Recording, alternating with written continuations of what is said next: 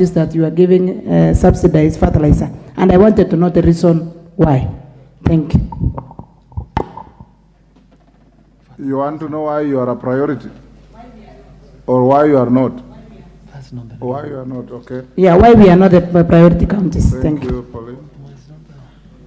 But it's about fertilizer. Go ahead, Minister. Mr. Speaker, Mr. Speaker, let me be able to reply to the supplementary question from the Deputy Speaker and say that, Mr. Speaker, the government as of today is almost at the level of operationalizing the Kenanya leather park. And why we are mopping up skin and hide through the Wasonyiro and the Ministry Department of in Asal is for us to be able to get them and get them properly processed and be able to do the best for the country out of leather. But Mr. Speaker, we have also made sure, and we are interested in ensuring that other abattoirs are operational. And right now, the program is to have some other 6 abattoirs operational, and I think some in that side of Baringu. I can commit and confirm that to one support of this program, Isiolo is complete. And the cold rooms are being fabricated, Mr. Speaker, in Italy, where I have come from, because I was there the whole of last week. And that's just a demonstration of how this government is committed to ensuring the leather value chain is given the recognition and the support that is required. And we are working tirelessly because we know the kind of transformative effect that this has on our economy. So in down just both for another few months, and I'm sure we will be able to roll out the program on leather, and I want to do it because it's something that is now being done. Remember, we've passed the leather policy, which I think if it has not been brought, has been approved by cabinet, and we are headed towards, in my view, the right direction. Mr. Speaker, you will guide me whether to answer the question raised by the member on fertilizer, because the issue we are handling here is about eyes and skin.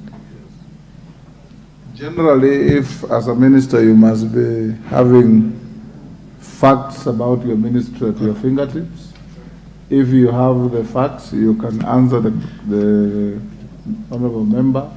If you are not ready with it, you can seek indulgence of the House.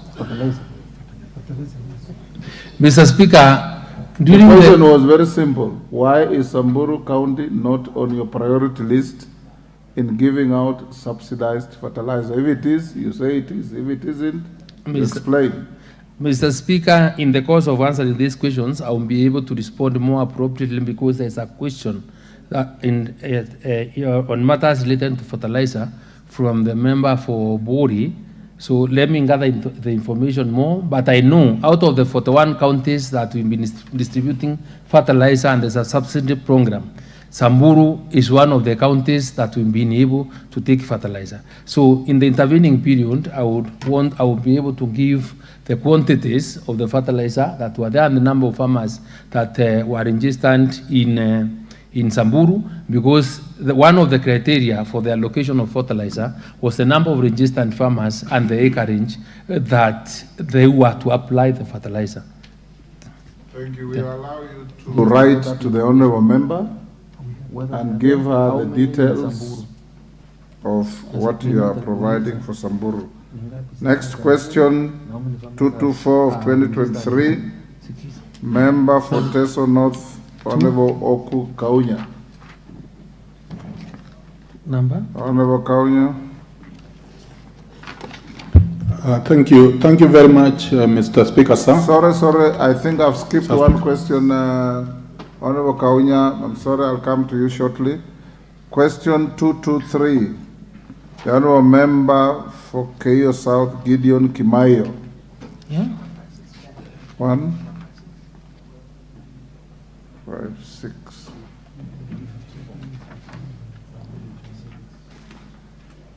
Oh yes, Mukunji. Sorry, I was running ahead of everybody. 156, Honorable Kitonga Mukunji. Go ahead, Honorable Mukunji. Okay. Thank you.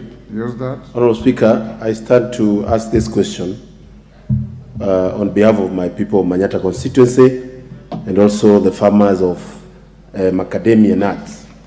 Honorable Speaker, I want to ask the Cabinet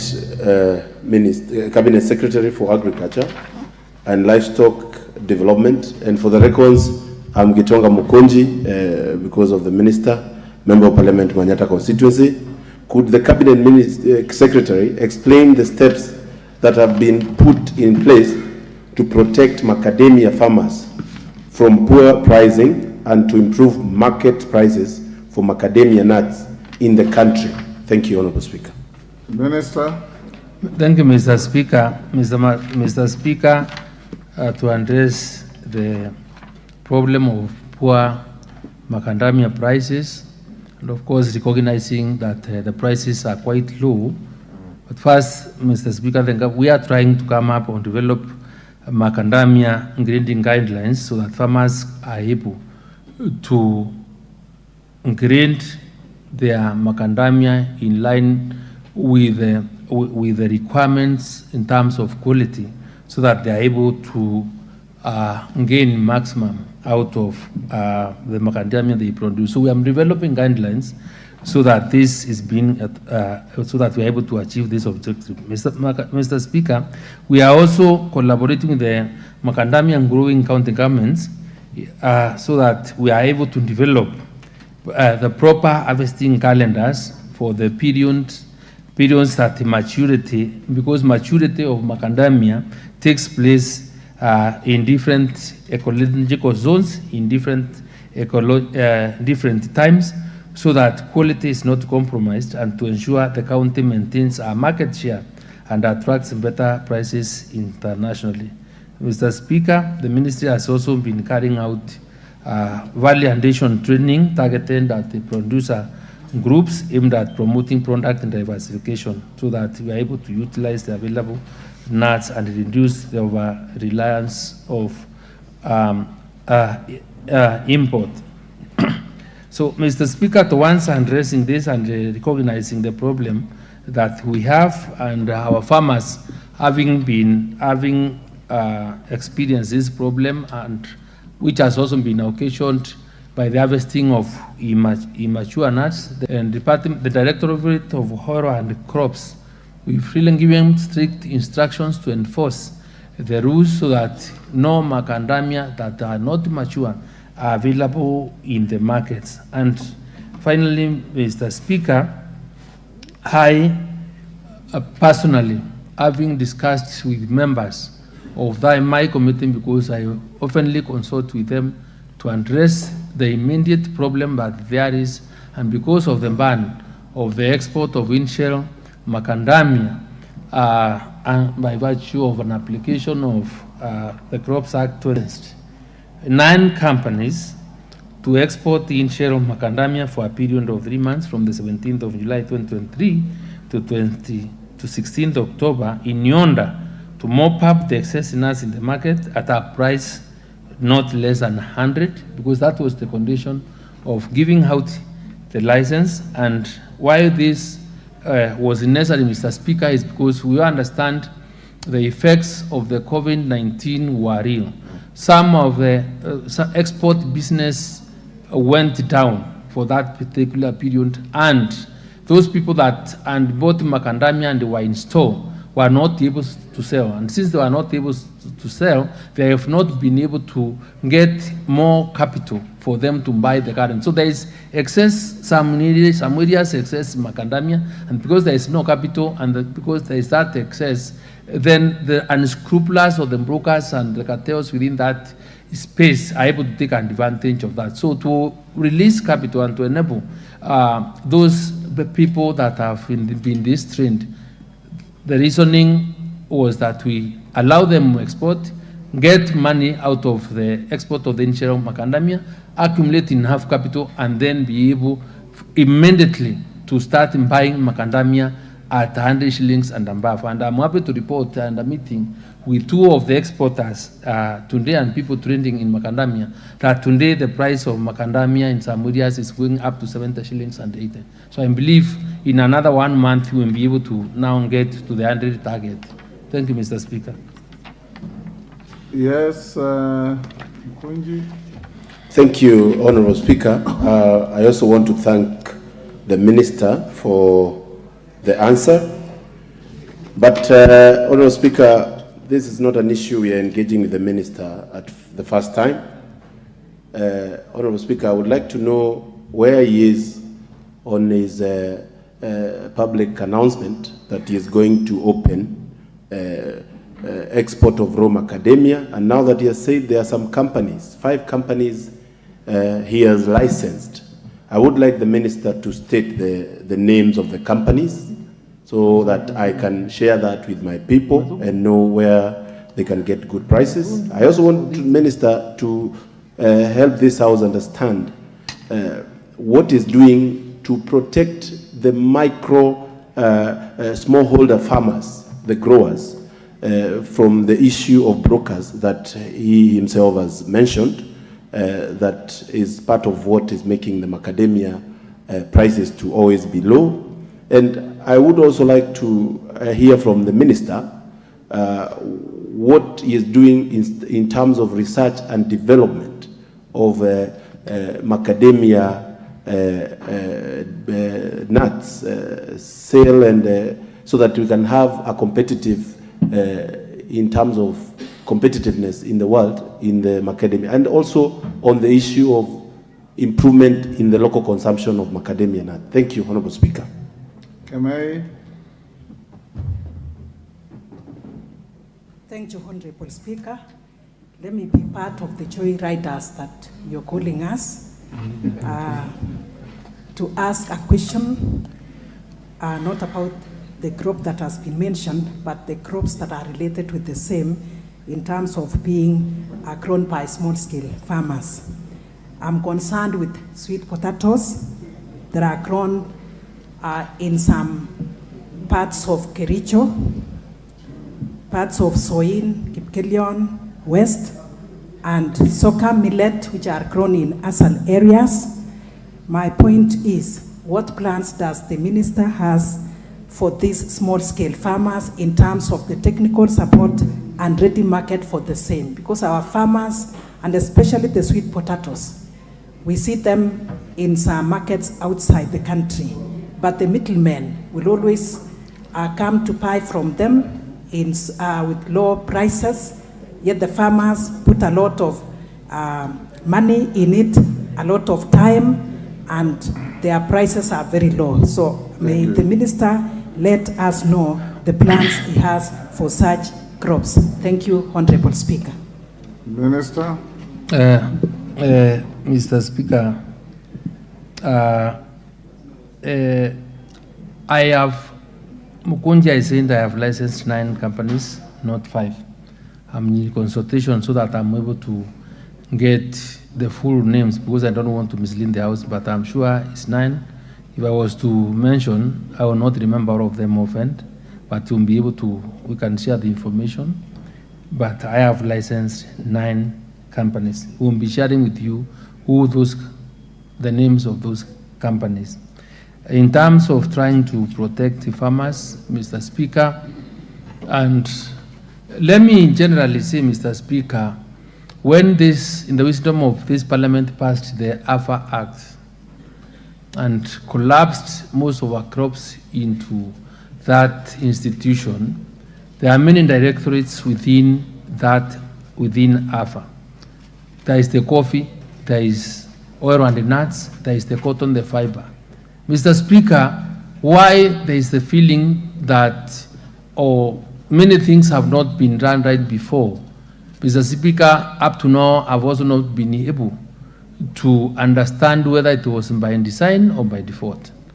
But Mr. Speaker, AFA stand for 8 years without a board, without an MD. So policy direction in terms of promotion and regulation on all the crops that are within AFA was a big problem. So my immediate understanding the importance of these agricultural crops to our economy and to the people of Kenya, Mr. Speaker, was to form the board of AFA, which is less than with 2 months. And within the 2 months, Mr. Speaker, they are moving up and down. They are trying their best. They are coming with these regulations. So I will seek the indulgence of the members, because the directorates within, like the oil and the nuts, the cotton and fiber, is being worked on, and Mr. Speaker, we will be able to address these challenges, because it has not been that easy. But let me promise that this will be able to do, because they have timelines by when they must do it, just like we have timelines on how to address the issue of sugar, which they have also been working on. And Mr. Speaker, it won't take me more than 30 to 45 days until we come out with a way forward on all this. On the issue of millet and sorghum is the very crops that we are also trying to promote within the ministry. And I want to invite you for you to also to appreciate the importance of millet and sorghum in one of the greatest conferences in the world. It's called the Millet Conference, which we've been able to lobby and to bring it to Kenya in KICC on the 30th and 31st. 25 first leaders of the world are going to grace this particular occasion or conference, and we are asking people, the millet growers, different types of millet, to be participants, because this is a crop that we want to promote. And that is a demonstration of how serious we are getting in really addressing the issues of farmers. Mr. Mukunji, for any avoidance of doubt, we have a company called Fair Nuts, Nice Mart Traders, Exotic, Nutri-Nuts, Super Tropical Fruits and Nuts, Enden Swing Traders, OCM Consulting, Lenana Processing, and Kanyili Packers. Those are the companies that we licensed upon application for export of Inshiro Macadamia, so that at least they will be able to offload the macadamia they have to the external, to the world market, so that they're able to raise enough capital for them to start purchasing macadamia at 100 shillings and above. This was the agreement, and I expect once they are done, the prices of macadamia to rise. Thank you, Minister. Honorable Agnes Pareyo, question 222 of 2023. Sorry, Agnes. There's a reflection of light behind the honorable member. I can't quite see your face. Honorable. Okay, my name is Kenneth Kazungu Tungule. Yes, I have Tungule. a question to the minister, a supplementary question. Okay, I had wanted to know what steps the minister has to protect the cashew nut farmers in Kilifi, because I think they are facing the same problems as the macadamia farmers. So I wanted to know whether the steps that he has mentioned about to protect the macadamia farmers will also apply to the cashew nut farmers in Kilifi. Mind you, the whole of Kilifi County is a cashew nut growing area, but the farmers have been exploited by middlemen and the Indian processors who give them very poor prices for their produce. So I want to know whether there are any measures that the ministry has put in place to protect these farmers so that they can get good prices for their crops. Thank you. And the Kemei is protesting that you didn't touch on sweet potatoes. So you can deal with sweet potatoes and cashew nuts. Mr. Speaker, let me first deal directly with the question that has just been raised by the member representing cashew nut farmers. Member for Kaloleni. The oil, and after Mr. Speaker, we have a directorate by the name Oil and Nuts Directorate. This is where cashew nut, macadamia, sunflower, and others are.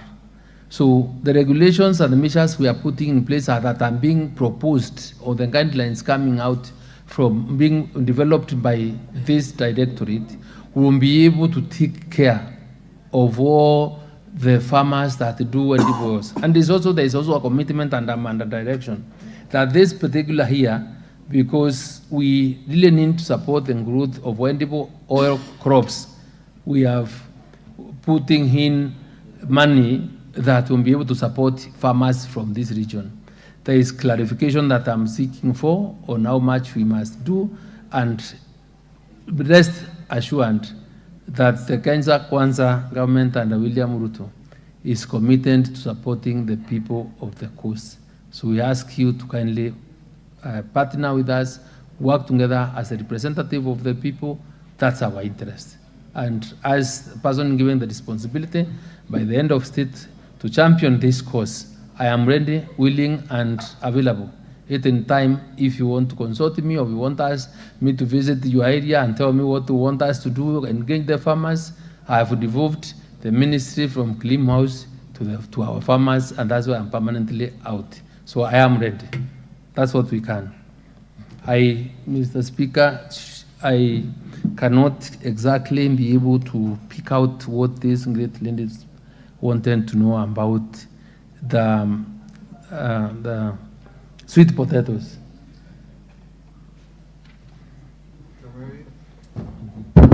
Thank you, Honorable Speaker.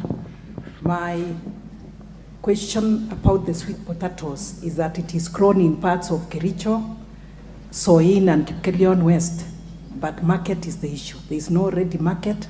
We have the small-scale farmers who are exploited by the middlemen. So I'm asking what the ministry has, the plans the ministry has in connection with that. Yet, Mr. Speaker, outside the country, you will realize that in some supermarkets we can find the sweet potatoes. I went to Geneva and I found some, but our farmers are just there. Thank you, Mr. Speaker. Mr. Speaker, let me say this, and I think is a common information in the public that the responsibility of production is on our ministry, and we're happy what our farmers are doing. The Kenya Kwanza plan was clear, and it is on the need to do value addition and agro-processing. We are working very closely with the Ministry of Trade, Agriculture, and MSMEs, because we are trying to organize farmers in cooperatives and to be able to aggregate, so that, Mr. Speaker, through the current, the idea of CAIPs, the county aggregation centers, will be able to ensure that we are able to aggregate and be able to hand value to our farm produce, so that, Mr. Speaker, when do the aggregation and we are able to hold, then it is be our responsibility to dictate what price to sell our products. And the whole reason is to avoid the middlemen, to avoid post-harvest losses, so that our farmers are able to get the best prices available. Mr. Speaker, if we were to add value to our produce, I agree we will get better money. I have a project called NAV CDP, and this NAV CDP is in your account. We are targeting to do value addition in every ward, and we are going to spend an amount of 20 million shillings for those value addition centers that we want to do in every county, so that our farmers are able to add value to their produce. We are also going within every county that we are going to operate, we are going to support the creation of cooperatives to give farmers the ability to run their business, money to organize themselves and borrow money as a revolving fund within the ward. This is even a ward based. So, Mr. Speaker, if the Member of Parliament will urge government and be able to wait for some bit of time, because we may not have an instant answer to the problem, and because there is a structured way of addressing the long-term problems that we have through the county aggregation centers. Please allow us, and because advertisements have been done in the first phase of 14 counties was done, I think the other one either has come out or is coming out in another 1 week. This is an issue or matter we are going to solve in the long run. Mr. Speaker, Samburu. There was a question on how much fertilizer we give to Samburu, and I have, Mr. Speaker, the answer. Samburu was one of the 41 counties that we gave fertilizer on the first phase, and Samburu only redeemed 4,480 bags. It is still in the program this year, Mr. Speaker, and we'll continue supporting them. The only request I make is that kindly ask your farmers to get registered.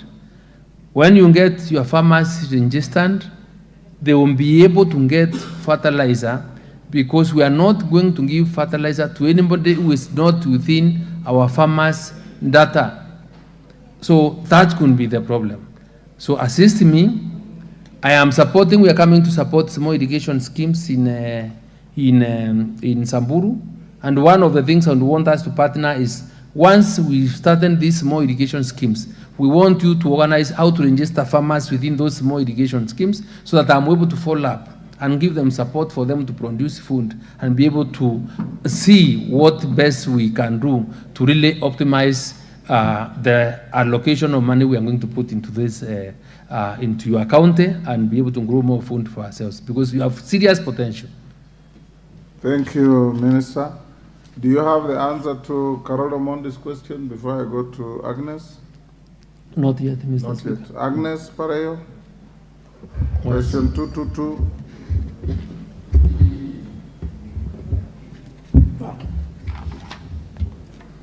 Thank you, Honorable Speaker, for giving me this opportunity to ask the CS Agriculture and Livestock Development the following questions. 1. Could the Cabinet Secretary explain why Nnational Cereals and Produce Board depots in Olokurto Sub-County, Narok North constituency are idle, forcing farmers to travel kilometers away to dry their produce at Narok town, whereby incurring losses? 2.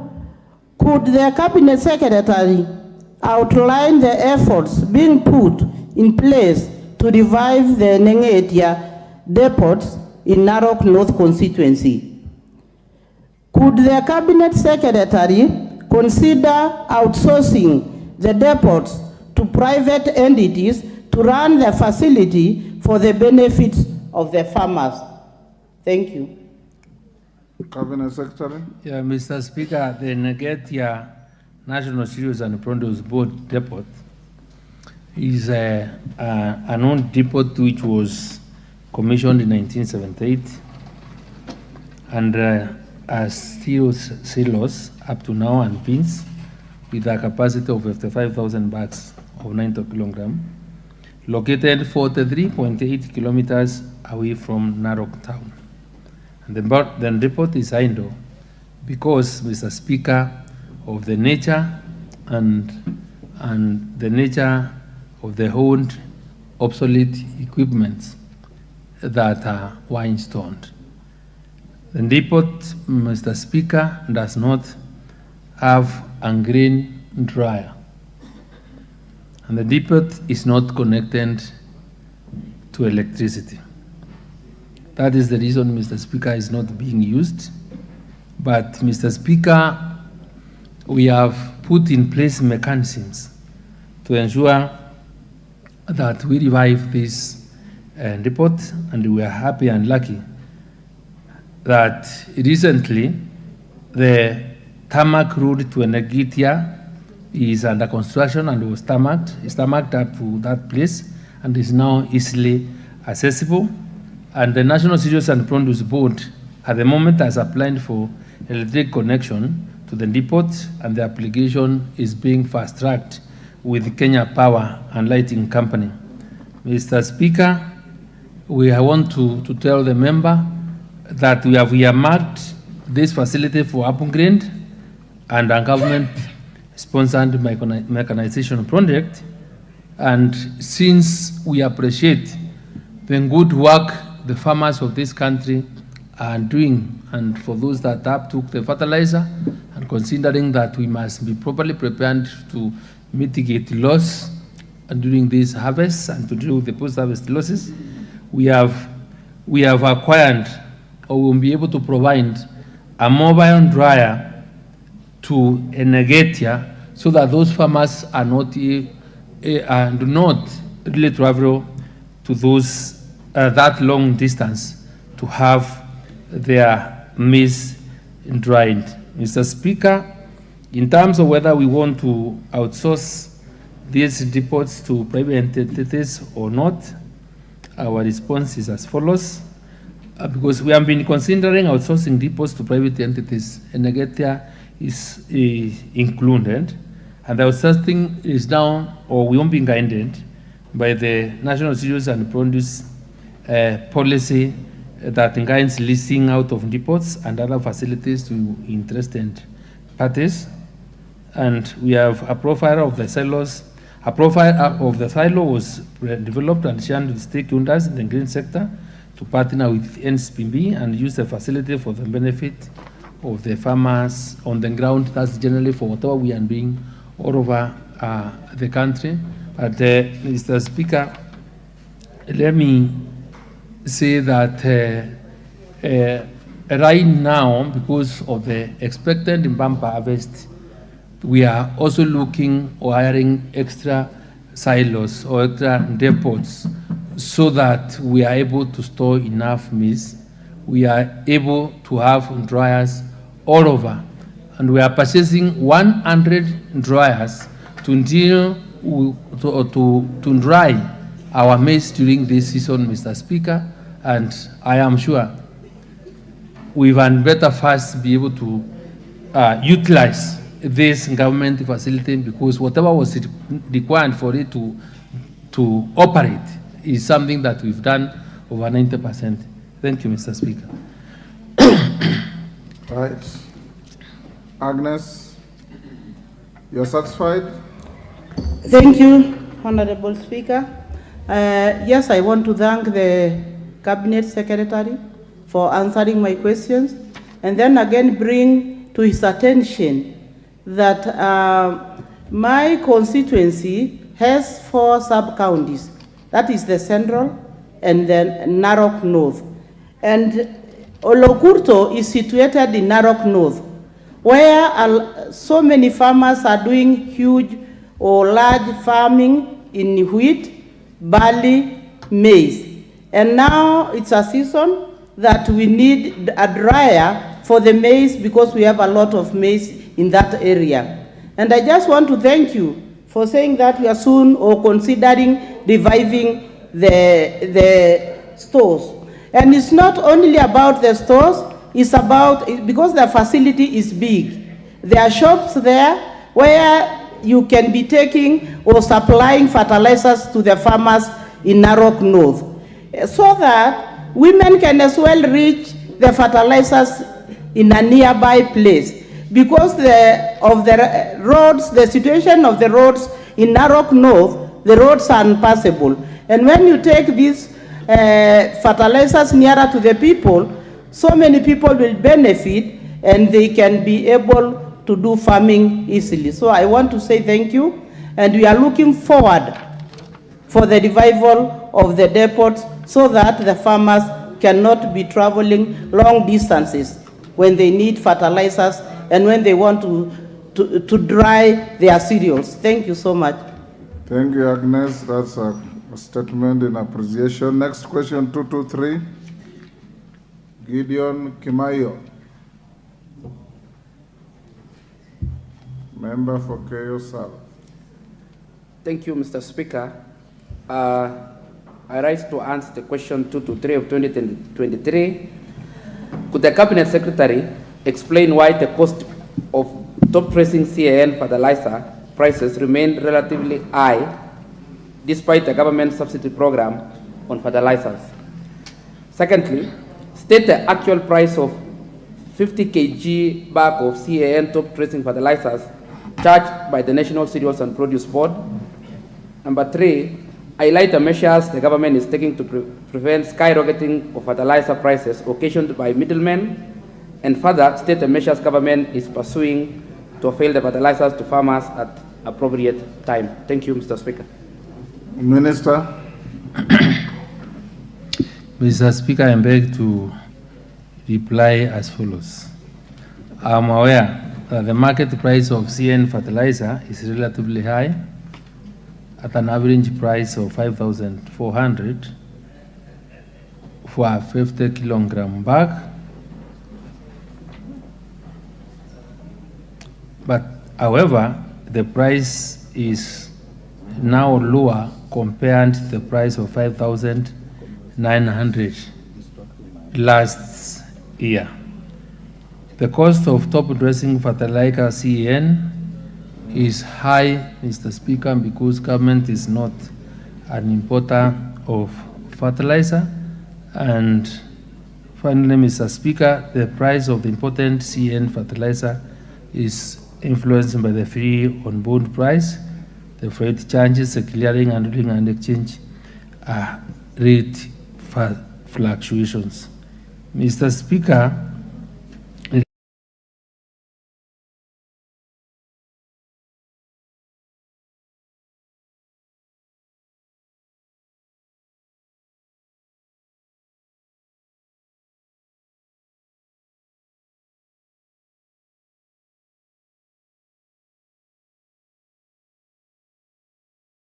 support production, and with the subsidy program is retailing fertilizer at 2,500 from yesterday.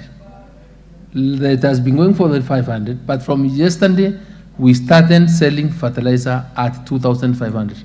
And yesterday alone we did a sale of over 34,000 bags of fertilizer. So for those farmers that are feeling the pain or the pinch are the ones that did not in the government call to get registered and farmers. We have opened again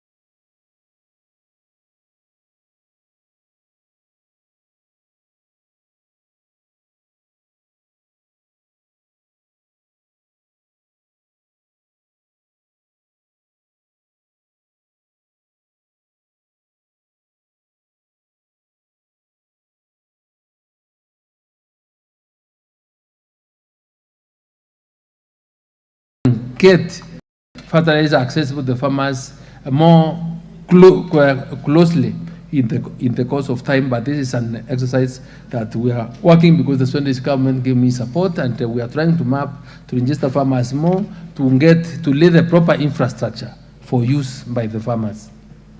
Good. Basil? Thank you, Speaker, and thank you to the Minister. My question is, to what extent are you utilizing technology to be able to know which area wants or needs what fertilizer? Because if you look at Russia as well as Israel, they are using drones to be able to understand what area or what soil needs what type of fertilizer. So that's a question to the Minister. Thank you. Mr. Speaker, that's a very good question. Hold on, I'll take Karemba. Kimayo, you asked twice, didn't you? Thank you. Thank you, Honorable Speaker. Honorable Speaker, I have noted that in my constituency that if farmers get the fertilizer on time, it is the best thing that can happen. Now my question to the CS is, instead of considering the agrovets and vetting them so as to establish their integrity levels, why can't you use the existing offices of the National Government Administration Officers, including the DCC? And I am saying this because I have seen them distribute relief food, and they bring us on board, and we get the relief food get to the vulnerable and the people it's supposed to get to. Why can't you use that infrastructure? Because it is existing, and it is working. Thank you, Honorable Speaker. Is that Kawanjiku? Or is it's Kirima, Speaker. Kirima, my humble question, thank you, Mr. Speaker. My humble question to the Minister for Agriculture. As now the national government, when the minister tells us that he is going to join hand with the county government to distribute fertilizer, or for the county governments to provide stores whereby fertilizer will be kept for farmers to reach it quickly, isn't there going to be conflicts of interests whereby politics is going to play a role? For some of the governors are going to use it as a campaign tool to deny or to make sure that those who are not favorable to them are going to miss this subsidy. And in the process, what is the central, the national government doing to the county government? Are you giving money to the county government to hire those places? Or is there any special fund to hire stores to keep the fertilizer? Because it means that some places will lack this fertilizer for the county governments may be unable to hire. Let's say like in Meru County, where we have 9 constituencies, 9 sub-counties. Will the county governments be able to hire 9 warehouses to store this fertilizer? And in the process, enough, we have asked a question. Finally, Speaker, when it is done, Mr. Speaker, your time is spent. Let's take one more. Chematia. Thank you, Mr. Speaker. And I also, from onset, I want to thank the Minister for most of the good work he's doing in the ministry. My question is more of a compliment. I wanted to understand the idea of millet and sorghum. I come from Baringo, which is a very favorable area to do that kind of a crop. 2, we are experiencing little rains now, and most likely you're going to have an El Nino coming for the next 3 months or so. Is it possible for you, Minister, to organize early enough for us to start planting millet? We can start by using the seeds that you have, so that we can engage our farmers now. 2 is... 1 is enough. Thank you. Kimayo, you didn't have your supplementary. Thank you, Mr. Speaker. While I appreciate the response from Honorable Cabinet Secretary, he may not be aware of the middlemen in the supply chain of fertilizer distribution. Let me give him using my constituency. My constituency is made up of two landscapes. One is the highlands, and there is the Kerio Valley. Somebody moving from Kerio Valley all the way to where there is the store where the fertilizers are found will use 1,500 shillings to go and come back. Because the ministry just identified one store in the sub-county. And it is the same for the other sub-counties in my county. Marakwet West has one store. Kerio North, the same. Marakwet East, the same. So for somebody to commute from one place to where there is a store, you need to pay for your own transport and at the same time transport to take the fertilizer. So that will increase the cost. So somebody decides, instead of me, commuting the long distance, let me just purchase the fertilizer in a shop nearby. And that is expensive than what is available. So the minister is not aware. Maybe you need to ask the people on the ground. Number two. Ask one, we have asked one. It is related. I'm just to follow up on what he replied, because I'm not satisfied. There is the cooperation between KNTC, the county government, and NCBB. When you go to NCBB to ask why there is, you want a new place to have the fertilizer within the sub-county, you ask it, go to KNTC. When you go to KNTC, talk to your county government. Talk to your county government, the county government says the stores that we ask the NCBB to look into, they have to meet the standards. In my constituency, I have 6 wards. Each ward, there is a store constructed by farmers using cooperatives. Why can the farmers be allowed to be given fertilizers using the same stores instead of going the direction that the minister is saying we use agrofets? And there are stores which the farmers already have constructed using cooperatives. Thank you, Mr. Speaker. Mr. Speaker. I'll take one last one, Sigay. Then you can answer those. Thank you, Mr. Speaker. I think, first of all, I want to thank the minister through you, Mr. Speaker, for a wonderful job he's doing in the ministry. And particularly thank the government for these subsidy fertilizers. Mr. Speaker, we expect a pamba harvest, particularly in our area. We expect a huge harvest in South Rift and even North Rift. Mr. Speaker, I would like to ask the minister whether he has measures in place to buy this maize particularly at a good price, because we are worried, Mr. Speaker, that after this pamba harvest, our farmers will get a very good price, and we are asking the minister to really assist. Secondly, I want to, Mr. Speaker, ask the minister to think about the extension services in this country. I know you don't. This is now with the county government. As a policy maker, what measures do you have in place to make sure that farmers understand whatever we are doing, the husbandry and all this, soil testing, how to apply fertilizer, and that kind of thing? Mishu.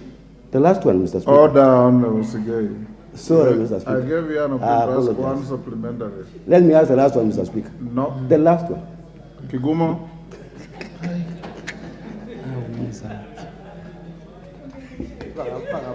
Okay, thank you, Mr. Speaker. I'm member for Kangema, Honorable Kihongi. Sorry. Yeah. Kangema, not Kigumo. Yeah, thank you. Mr. Speaker, on the issue of distribution, I think that's where there is a major challenge, mostly in areas to do with central Kenya, like Kangema constituency. But like for me, I was allocated 2 bags, but I have been given only 30 days to go and collect.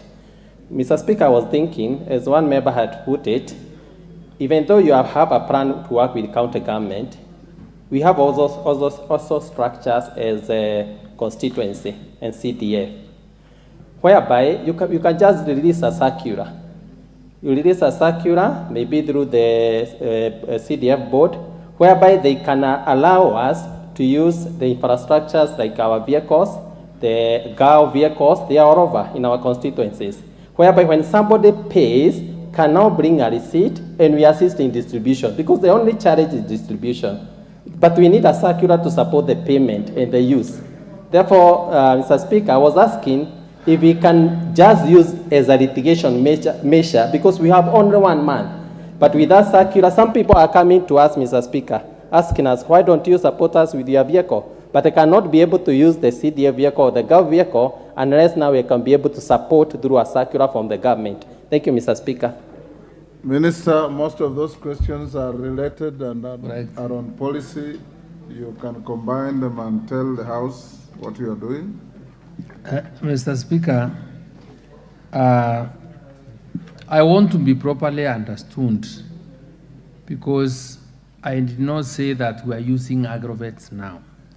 I've gone down this country, different counties, and the most recurring question or challenge is that we are walking very long distances to get the fertilizer. I would want really this House to appreciate that the process of coming up with the registration of farmers with the system to give fertilizer did not really, we've been in office, or we started this thing in January. Minister, you said you are mapping out agrovets so that you can use them for distribution. Members are saying they have alternative facilities available in their constituencies up to wards. Would you consider using those available facilities instead of agrovets? Mr. Speaker, my mapping of agrovets is for the future. It's not now. It's the long term, so that this matter is sorted once and for all.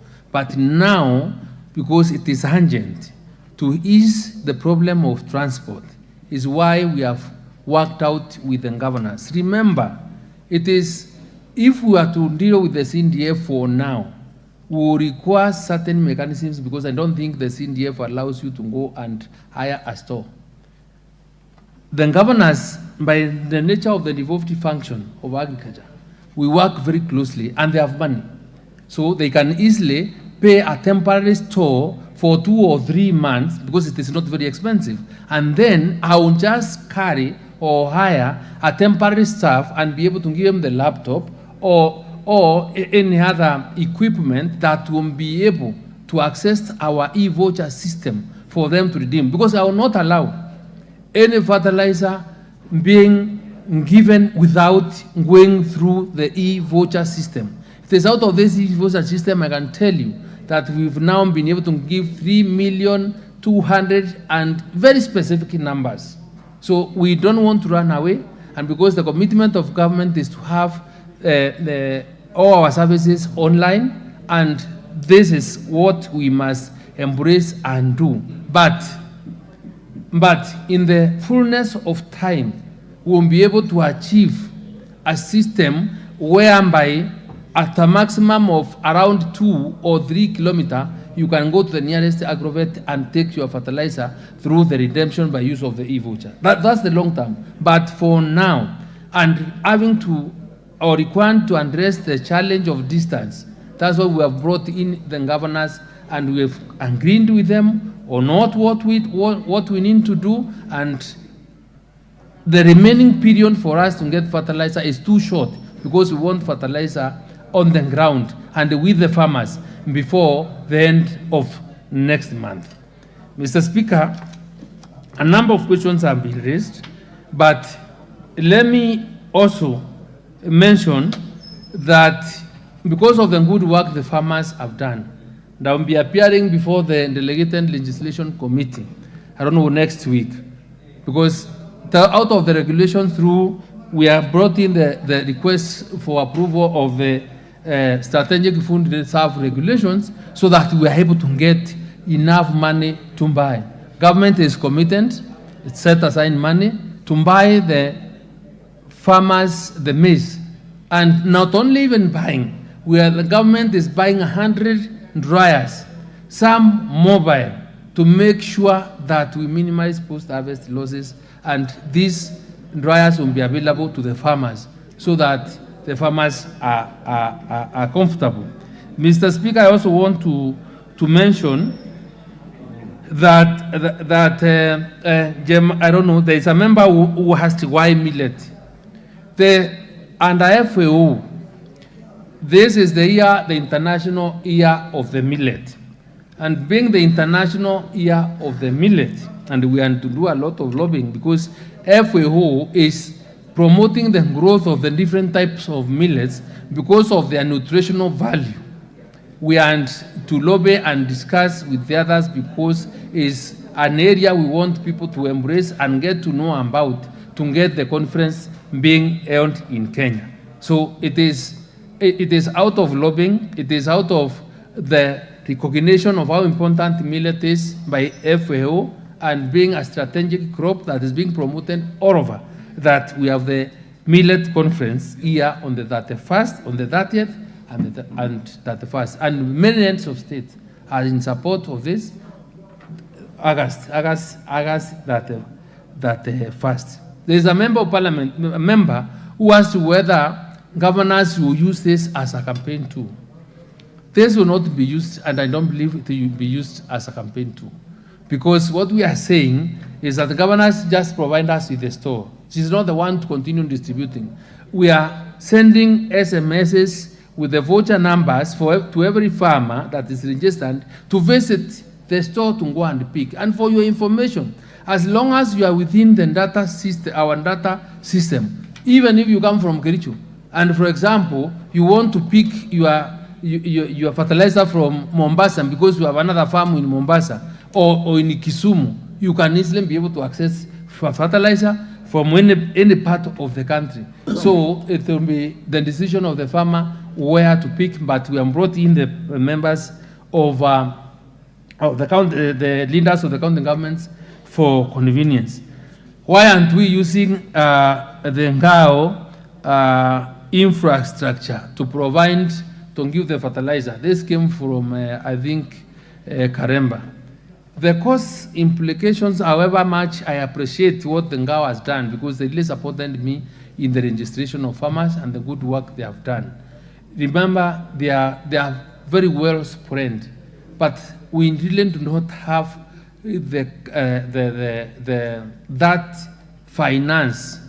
Parliament has not appropriated money for that purpose, and we would not want to operate in an area whereby we spend public finances without the authority of Parliament. But out of small resources or little resources that can be within our normal budgetary allocation, we can be able to hire some other 50 or 100 temporary staff, which we can be able to keep or post to the stores that the governors will have opened, and then they will be able to be our officers that will be reading fertilizer. Remember, the fertilizer is not free. So for that matter, the chiefs or the ND or the ACCs cannot really just go taking on delivering it all over, because it requires to have a proper support system of technology system for it to operate. You must be having proper network.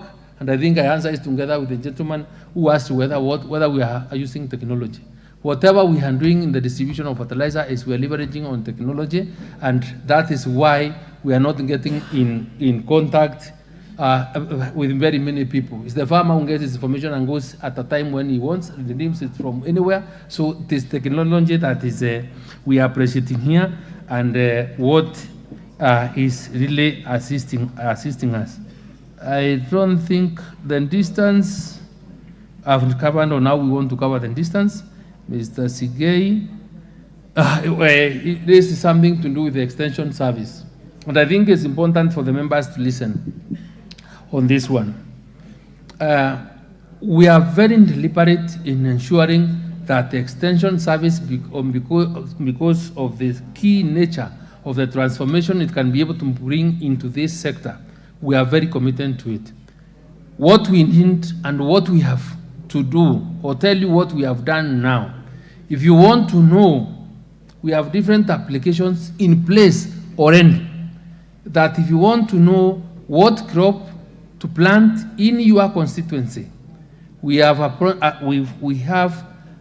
an application called KAMIS, the Kenya Agricultural Management Information System, where when you get into it, you key into your county, to your sub-county, to your ward. It will be able to tell you what to plant and when. We have another one called CAOP, the Kenya Agricultural Observatory Platform. It will give you the weather patterns that you expect in every ward in the whole country. So out of the 1450 ones, we've been able to reach out to all of them. So it will tell you when you expect rain. So that information is able to assist the farmers. And we are not only limited to the crop. No, it will also even tell you the kind of animals that you can be able to keep, and because we are almost completing also the livestock master plan. So we have, in terms of technology, we are quite advanced, because even when the already onboarded services on the e-citizen platform are now above 1,000 from the Ministry of Agriculture. We have another 3,500, which we expect to onboard before the end of the year, because there's that commitment to offer government services online. So we want to make agriculture digital. We want this to more appealing, and these are some of the things we do, because we also want to bring even our own youth for them to know. So the extension service will be offered online, and having serious discussions with my team on how to ensure we can have exciting strategies and methods, so that we are also able to capture many people to come to our support, because the embarrassment we have gone through as a country, from begging for food, for people without going food, can only be sorted by us sitting down and discussing and taking a deliberate decision that we must all work towards making sure that the country is food and nutritional security. And it begins with us as leaders, and we have a very responsibility for each one of us to be able to feed our own people. Thank you, Mr. Speaker. Very well, Minister. We have another minister queuing. So question by member for Teso North, member for Mandera South, member for Buri, and member for Suba South, including the question asked by Sigei about what you are doing to purchase the Bamba harvest that is on the fields of farmers at affordable prices. You get ready to come back on Wednesday next week. We'll give you the first shot. Clerk, don't add any more questions to this minister. He'll only come to answer those that I have listed, plus Sigei's issue. We will release you, Minister, so that we let in the Minister for Labor. Order. Next week. We'll escort out the minister and bring the next minister. Honorable member for Keses, you've just walked in, you don't even know what has been going on, and you are busy asking to ask a question on something you probably don't even know. I'm here to escort you. Hold your horses. You will ask the minister your question next Wednesday. He will be the first for the first 1 hour. Thank you, Minister. We release you to go back. Usher in the Minister for Labor.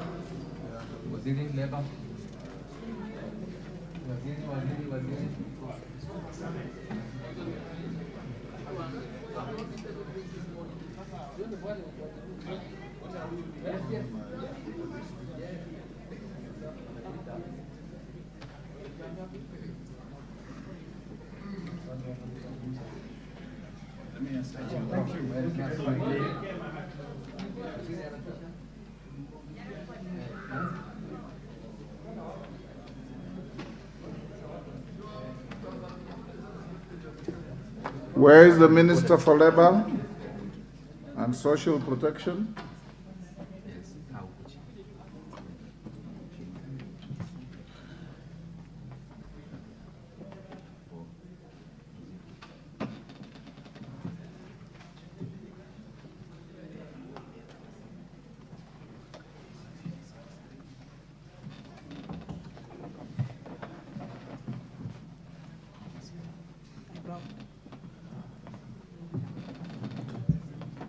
Cabinet Secretary for Labor and Social Protection, welcome to Parliament.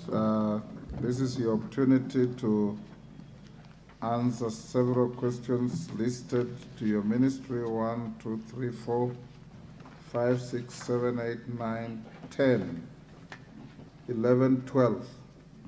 So, honorable members, with all those questions, we'll allow the questioner and one joyrider so that we can be able to run through. The minister, last time we expected you. You sent to the House a very casual note about not being in the count of Nairobi. And both the majority and minority leaders in the House took a very dim view of that kind of attitude. Next time we are told you're out of the country, so you may start by tendering an apology to the Honorable House and Honorable members who had questions and who had done their research to make interventions. As an old colleague in the House, you know the premium you put to the need to appear before this House to respond to any issues by the people's representatives. Minister. Thank you, Mr. Speaker, and honorable members. Thank you for this invite to answer questions related to the Ministry of Labor and Social Protection. Mr. Speaker, my apologies. It was not intended to disobey this House. It was my first presence that I was going to make. I gave the notice not to appear in a short notice, which I apologize, and next time I'll be able to give an apology early enough to notify the House. Thank you, Mr. Speaker. Apology taken. What is out of order on that? Yegon? Thank you, Mr. Speaker. I wonder what the minister is right that next time she's going to give an early apology. Is she expecting not to come again next time? We will not allow her to choose when to come and when not to come, or when to apologize or when not to apologize. Minister, when the House requires you to be in the House, you drop everything and come. For us to have set Wednesday, we even synchronize with the executive that there are no cabinet meetings on Wednesdays. So Wednesdays, when you are obligated to be here, you have an obligation to be here. We'll let it rest there. We have several questions, starting with the member who has just asked whether you anticipate not to come and apologize. Brighton Yegon, you may ask your question 088 of 2023.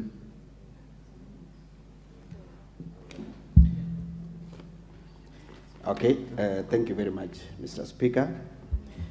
My first question to the Minister or Cabinet Secretary for Labor and Social Protection. Could the Cabinet Secretary provide the number of Kenyans working in Saudi Arabia and their status of residency, the type of employment and working stations, as well as the number of reported cases of deaths, torture, and inhuman treatment of Kenyans working in the Gulf states, particularly in the Kingdom of Saudi Arabia, for the last 3 years? Question number 2, explain the measures the ministry has put in place to secure the welfare of Kenyans working in the Kingdom of Saudi Arabia, including the agreements that the government has with the government of Kingdom of Saudi Arabia to address the reported cases of mistreatment. Question number 3, provide details of regulatory steps taken to license the recruitment agencies that recruits Kenyan to work abroad, and in particular, Saudi Arabia. Thank you, Ms. Thank you, Madam Speaker.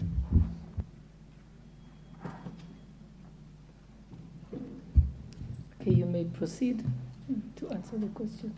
Thank you, Madam Speaker, and thank you for the member for asking the questions. The response to the first question on the number of Kenyans working in Saudi Arabia. Now, these Kenyans that are in Saudi Arabia are found in the following sectors. They are found in domestic work, some in the education sector, others banking, others the hotel and catering, transport and agriculture. Majority of the migrant workers that are engaged in Saudi Arabia are domestic workers. The number of Kenyans that you find in Saudi Arabia are 200,000, with 151,687 working in the domestic sector. And the distribution of the domestic migrant workers per agency is provided in the Annex 1 that is available. Now, the number of reported cases of the deaths per country, one is Kingdom of Saudi Arabia. We had 185 Kenyan migrant workers that lost their lives from 2020 to November 2022 as follows: 48 in number of deaths in 2020, 60 deaths in 2021, and 77 in 2022 from January to November 2022. Then United Arab Emirates, we had 45 Kenyan migrant workers who lost their lives from 2020 to December 2022 as follows: 10 deaths in 2020, 17 deaths in 2021, and 18 deaths in 2022. The state of Qatar, 53 Kenyan migrant workers lost their lives from 2020 to December 2022, with 26 of them in 2022. The causes of death range from illness to homicide, and the next of kin are usually or were appropriately notified of the reported death cases through the established channels. It should also be noted that Kenyans get medical attention in the kingdom.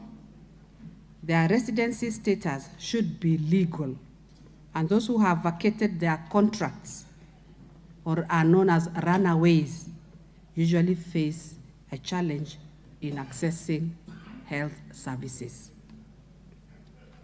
Disputes.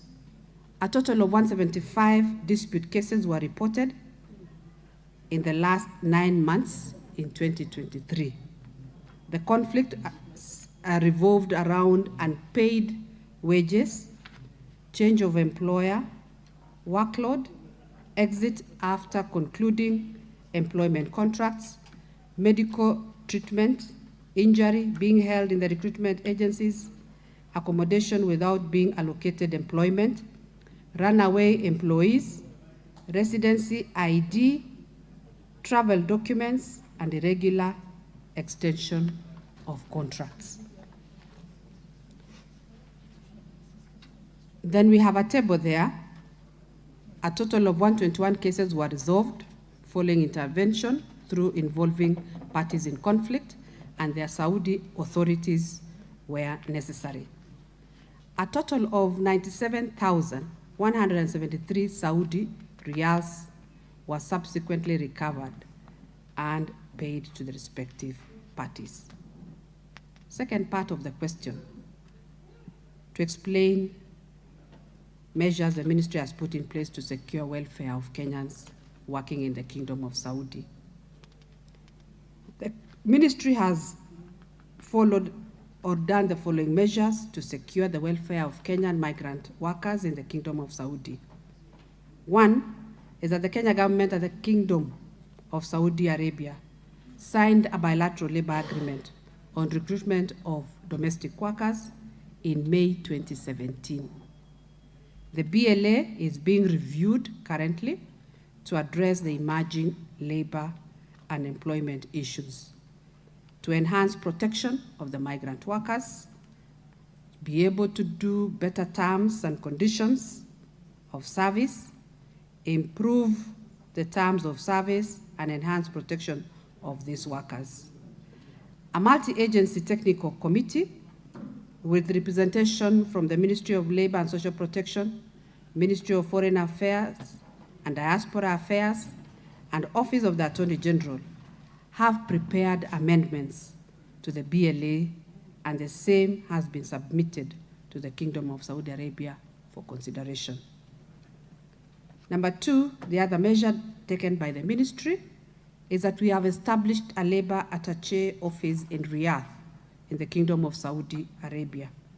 In addition, labor attaché offices have been established in the state of Qatar and United Arab Emirates, where we have our officers placed, and they are the only 3 labor attachés that we have: in Saudi Arabia, in Qatar, and UAE.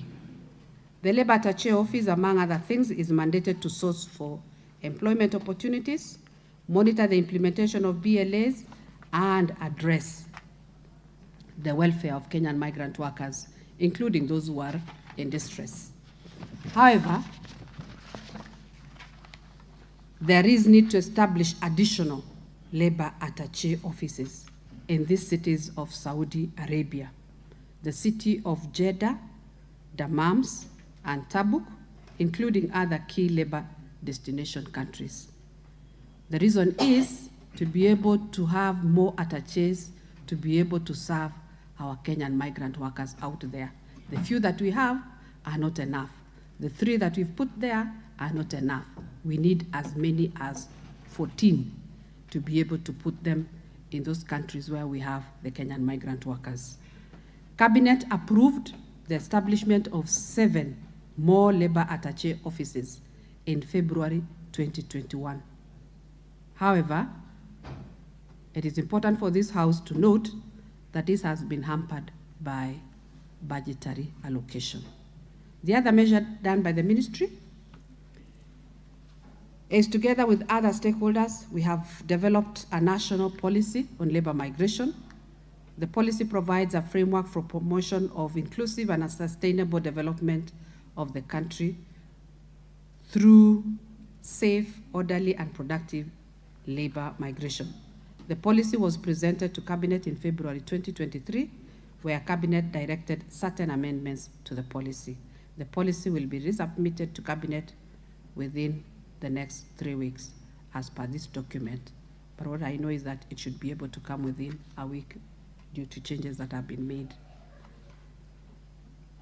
The other measure is that the ministry, in collaboration with stakeholders, have developed a labor migration management bill 2023, which seeks to promote safe, ethical, and orderly recruitment and safeguard the rights and welfare of the migrant workers.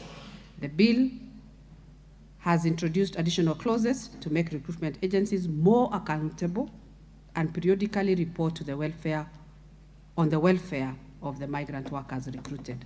Office of the AG has finalized the legal drafting of the bill, which is now awaiting submission to Cabinet for approval before submitting to Parliament for approval and enactment. And I'll ask this House to support us on that bill. The other measure is that the ministry is also developing a robust curriculum for pre-departure training to equip Kenyan migrant workers who go to Saudi Arabia with the prerequisite skills, information, and knowledge to enable them to navigate around the challenges that they may encounter during their stay in the kingdom. Madam Speaker, some of the pre-departure trainings that you want to equip these workers with are the skills like even the basic language, let them know the culture of the countries that they are going to, so that when they go to work there, they're able to adapt easily. The other measure is that we have identified critical institutions to be established in Kenya, that is the Migrant Workers Welfare Fund. Cabinet approved the establishment of the Migrant Workers Welfare Fund in February 2021.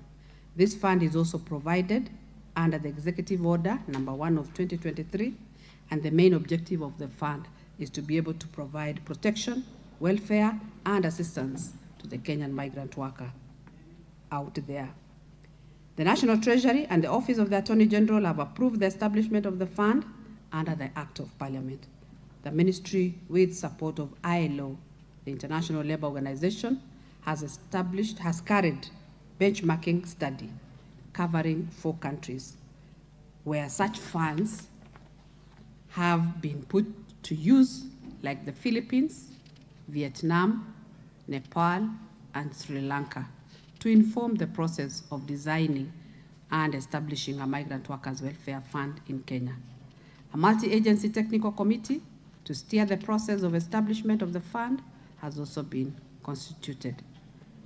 As provided in the manifesto, the Kenya government intends to establish a specialized social welfare kitty for Kenyan women working abroad to provide a safety net for those in distress.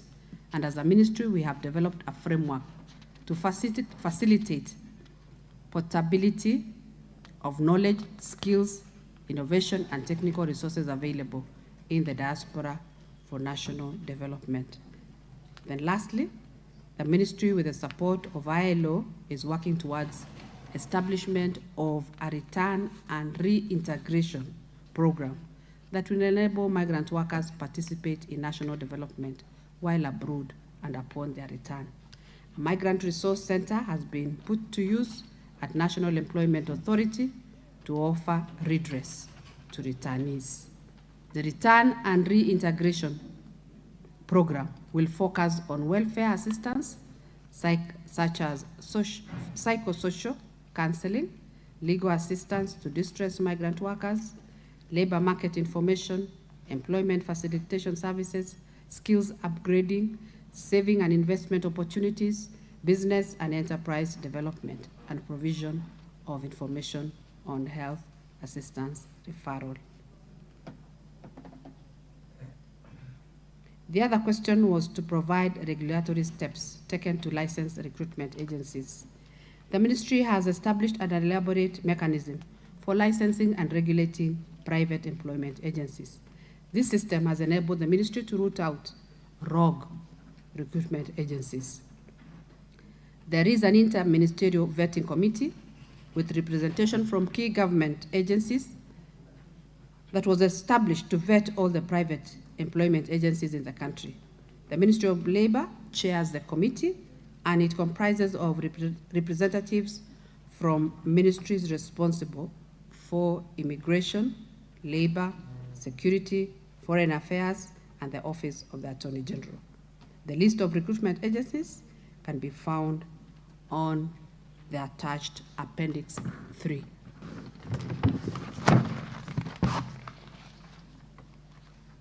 We also have an oversight and community feedback mechanism. The ministry has established an oversight mechanism and a community feedback mechanism to facilitate continuous monitoring of private employment agencies. A distress reporting mechanism established through a web portal under the National Employment Authority Information Management System, and a toll-free line has been given to report migrant workers that are in distress. And the number is 0800 22 2223. We also are doing capacity building of the private recruitment agencies, voluntary, and we have 167 of them that have gone through this training. The ministry is implementing a program towards capacity building of the private recruitment agencies to enable adoption and adherence to the international recruitment system standards. The IRIS standard relates to the entire recruitment process, from recruitment, deployment, employment, and return, and onward migration. Already 167 recruitment agencies have been taken through the introductory part of the training, while 25 have already been enrolled in the capacity building program towards certification, while 4 have undergone through mock audit towards certification. Observations. Data related to Kenyan migrant workers with the Kingdom is very critical to inform policy formulation. However, the same information, the same data is segregated and maintained by various different agencies with no synergy among them. Hence, the estimates reported above.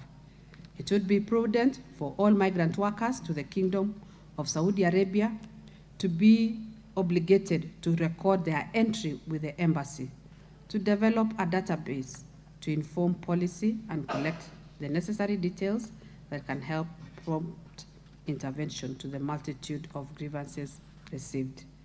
Enhanced collaboration with the Kingdom's authorities, both at the Kenyan national level and within the Kingdom, can mitigate the challenges manifested.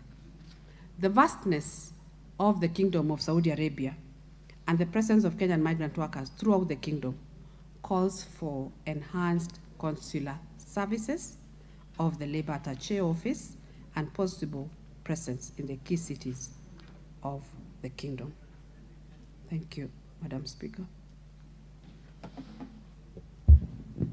Okay, a follow-up question. The Honourable Member for Cases.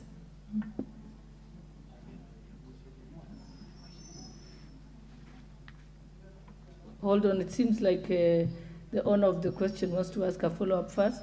Okay. Okay, thank you very much, Madam Speaker. Madam CS has given us a very good and elaborate proposal on what should be done to protect our Kenyan citizens who are working in Saudi Arabia.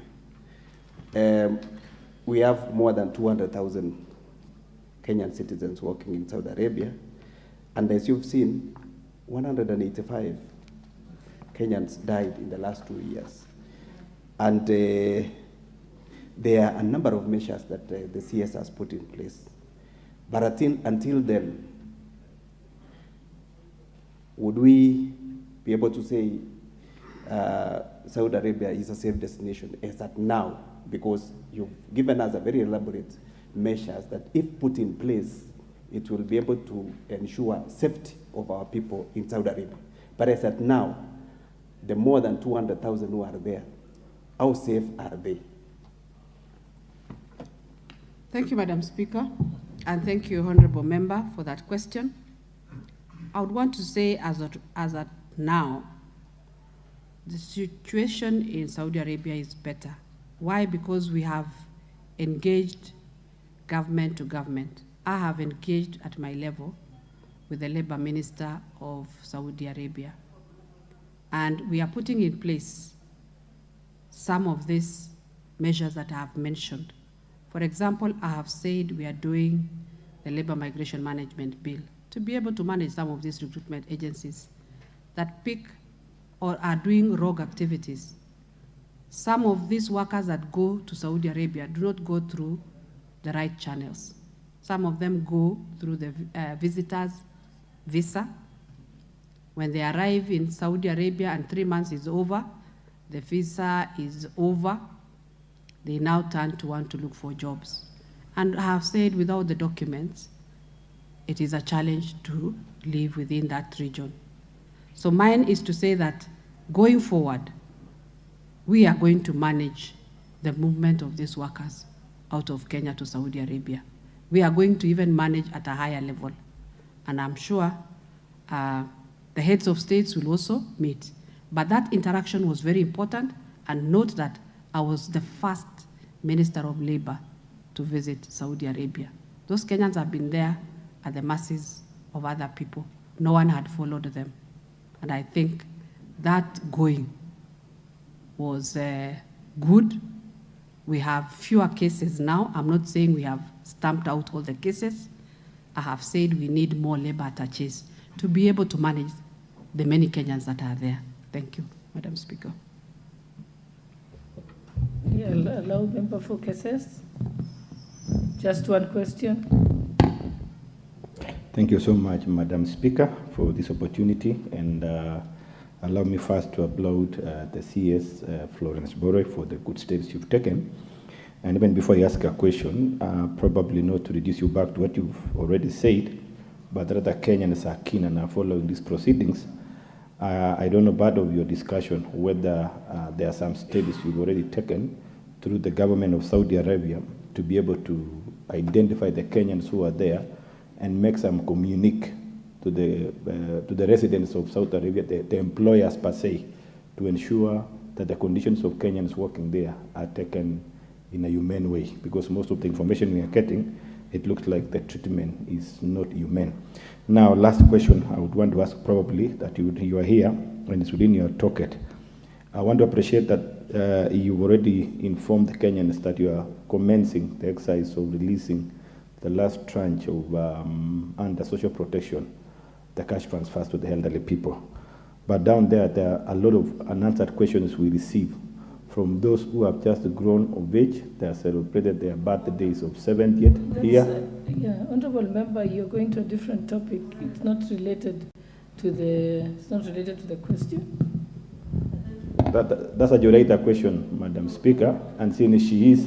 I think I'll just let Waziri to answer the first one you asked. The second one is not relevant to the original question. Thank you for the Member of Parliament of Keses.